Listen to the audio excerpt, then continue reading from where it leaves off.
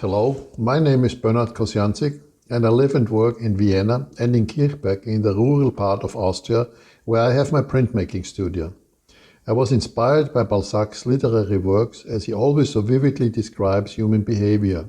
For my contribution to the Hommage, I have selected Elixir of Life, in particular the moment when Don Juan applied the miracle fluid to the eye of his deceased father, Bartolomeo Belvidere. The final implementation picture was the basis for a reduction woodcut, which encompassed a number of different color cuts. Each color was printed over the earlier one until finalizing the print with a black key plate. A total of 10 prints were pulled, numbered and signed and submitted to AIDA. I was excited and honored that the jury having elected my print a second prize.